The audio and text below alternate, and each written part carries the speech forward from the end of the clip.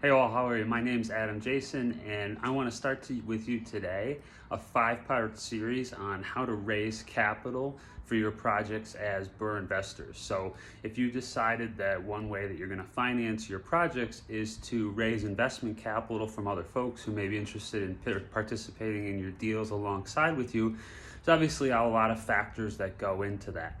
So by way of background, my experience is 10 years as a BRRRR investor, but then also 10 years as a attorney representing Fortune 500 companies, real estate companies, helping them raise funds through both the public and private markets. So the things that we're going to be talking about and how to raise capital is really kind of my expertise. Now I sit as general counsel and a partner for a real estate investment firm, and I help us from a legal perspective raise capital all over the globe for the projects that we're doing in the hotel and short-term rental space. So for my own BRRRR projects and for the work that I do on a day-to-day basis, this is really kind of my bread and butter, and I want to share that knowledge with you so that you can take that into your own portfolio and start looking for outside capital and working with investors.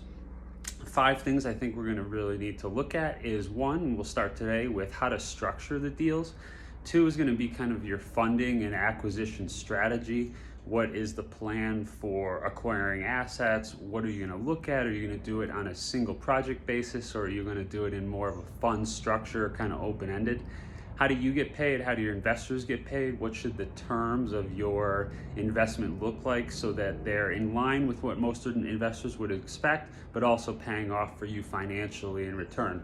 There's legal considerations that we'll talk about when you get into this realm of raising capital and soliciting money from other people. Have to be careful about what you're saying, who you're saying it to, the kind of people that you're allowing to invest alongside with you, because there's a lot of legal protections when it comes to this area of investments and who's actually sophisticated enough in the eyes of the law to be able to invest with whomever they choose. So we're going to talk about that in part 4, and then part 5 of the series is going to be how do we manage all this? How do you manage these assets? What does that look like for you and investors?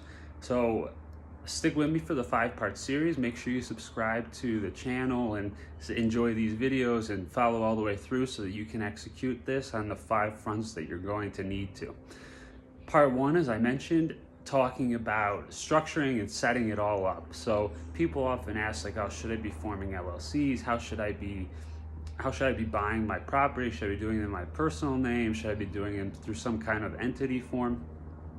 If you're going to be raising capital from outside folks, raising investment from other people outside of your deals, the most common way to do it, and the structure that I see, is always through a dual LLC structure. So you're going to have one LLC, which is the one that is one that owns the asset and the one that people are actually investing into and getting partnership interests in. The other LLC is going to be your general partner, and the one that you're going to do the operations out of, that's usually going to be owned 100% by you. That may have itself an ownership interest in the project, the limited partnership that you're setting up, because when you start the deal, you put capital in and you leave that in. So that's going to be really your operating general partner. So always going to have those 2. I think if you go to anybody who's invested in these kind of deals before, whether it be with the BRRRR strategy or any other real estate format, that's kind of what they're going to expect to see.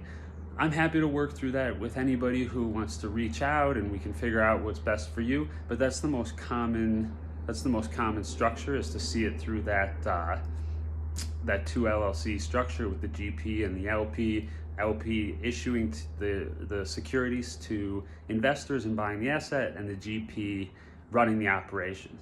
In part 2, in our next video, we're going to talk about fundraising strategy, acquisition, single project fund versus a wide open fund, where you're telling people that you're going to invest in a certain asset type, and they're giving you their capital so that you can make investment decisions on their behalf. We'll talk about that in the next one.